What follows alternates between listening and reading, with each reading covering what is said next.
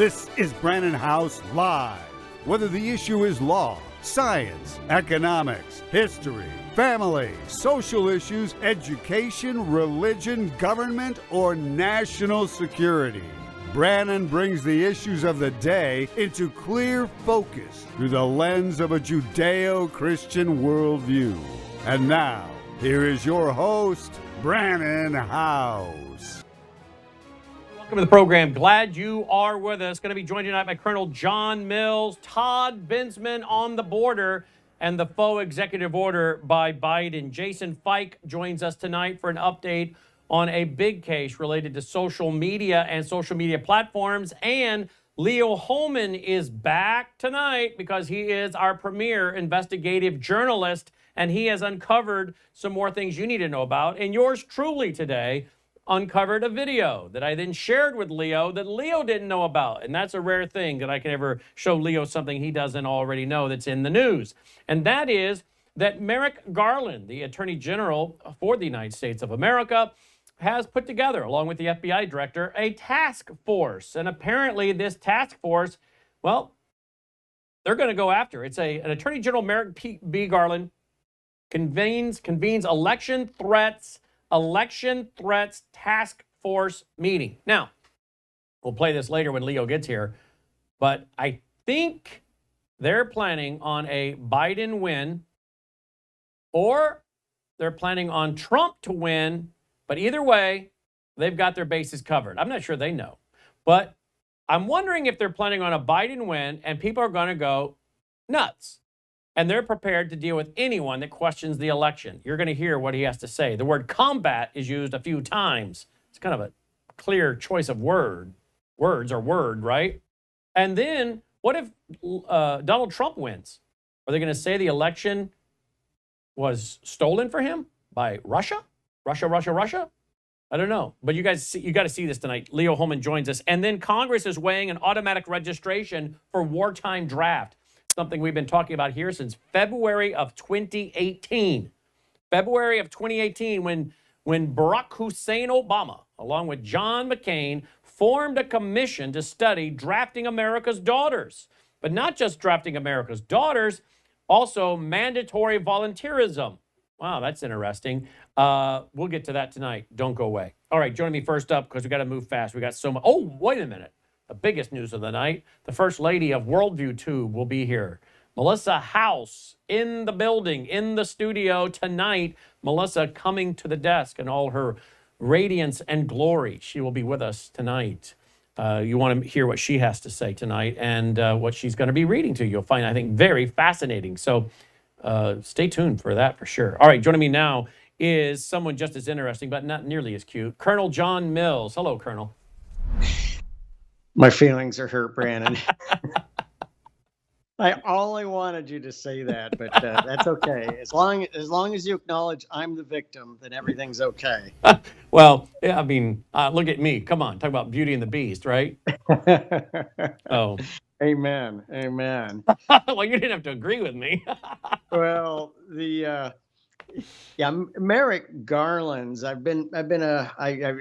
Merrick Garland says election integrity task force, which I think you pretty much nailed on the head. There's actually very little federal law in regards to the conduct of elections. 1993 Motor Voter, 2002 HAVA, 1965 Civil Rights Act. There's also 18 U.S. Code 611. 18 U.S. Code Section 611. Must be a U.S. citizen to vote. Wow, I'm sure he's going to enforce that, right? Yeah, probably not. And this is where the traditional election integrity hucksters, scam people for donations because they say, "Oh, we got to pass a law." The Speaker of the House says we have to pass a law that only U.S. citizens can vote. There is a law, 18611, never enforced on any scale that I can find. So I actually briefed the Big Bill, Bill Barr's DOJ front office on that in early 2020. Is anybody enforcing 18611? No. So we're hoping to do some citizen lawsuits in several states to say, hey, look, You're not ensuring the voter rolls are clean and compliant with 18 U.S. 611. I think really this year is the year of the illegal on the roll. I don't think it was as much that in 20 or 22. This year is definitely the illegal on the roll. And Colonel, if you say that after the election, if Biden wins and you say that from the clip I'm watching tonight, and then I'm going to play tonight that I played for Leo today, he's like, whoa, you might be in trouble for saying that. Well, yeah, hey, there's still several thousand people easily that are not on Twitter because of January 6th, and or actually it was the big purge and the big name collection was actually November to December of 2020. That's where my name got swept up and thrown on the list. So you bet they did that one, and that was under Trump. And you had, but you had the deep staters. Scoop up a whole bunch of names and throw them out to social media and said, ban these people. And yeah, you bet. Man, all right, let's go to our first article. Here we go, Foreign Affairs. How China will squeeze, not seize, Taiwan. A slow strangulation could be just as bad as a war. Tell me about this. Well, yeah, okay, Foreign Affairs, yes, because you're going to have some people say, that's the Council on Foreign Relations. Yes, it is. These are deep staters, but this is a good article. And I think what's going on is very ugly. I'll be back there in September. And thank you so much for sponsoring the first trip. This trip, I'll be reporting for you from Taiwan. It's getting ugly. If you've seen the fist fights in the legislative yuan, the presidency is essentially, the legislative yuan is now controlled by the blue team, the KMT, which are bought off, corrupt, and support the Chinese communists. This article was all about the passive aggressive. What they're going to try to do is destabilize the politics of Taiwan. That's clearly what's going on.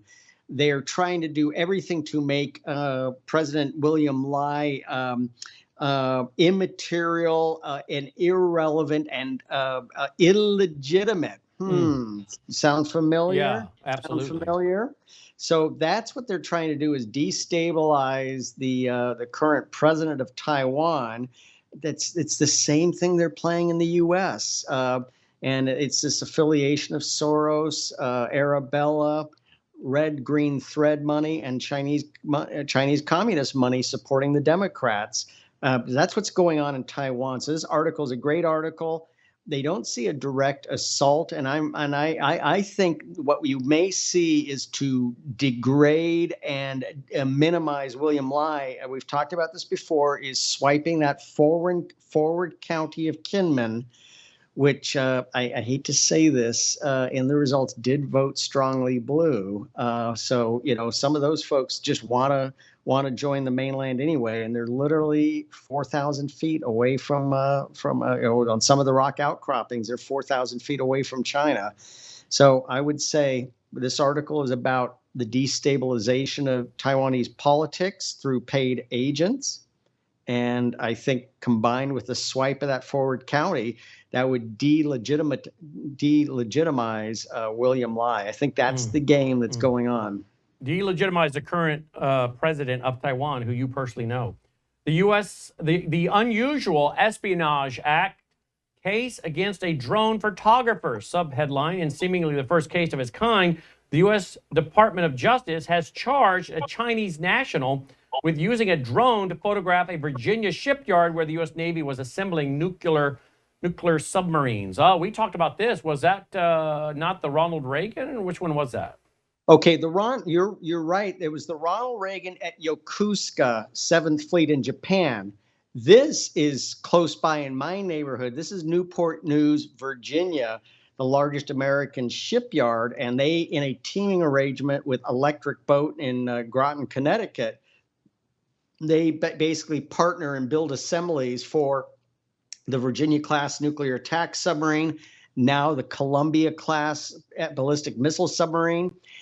Most of the work at Electric Boat is done indoors, as it should be. Why? Because workers work a lot better when they're out of the weather.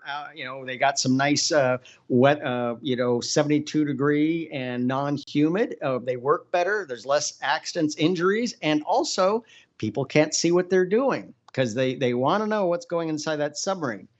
Down at Newport News, where this Chinese national has been arrested for flying a drone. It looks like a DJI drone, which is Chinese. That work is done it's mostly done outside. There is a partial shelter, but there's a lot of the work that is done outside. And guess what? Prying eyes want to know what's going on into the guts of the submarines, the submarine assemblies that are under construction down there. So I cannot find a Department of Justice press release. Normally there is a press release, but espionage cases are a little different because they don't want to release information. So to the best of my knowledge, I cannot find a DOJ. I cannot find a DOJ press release on this, but this has been reported a lot.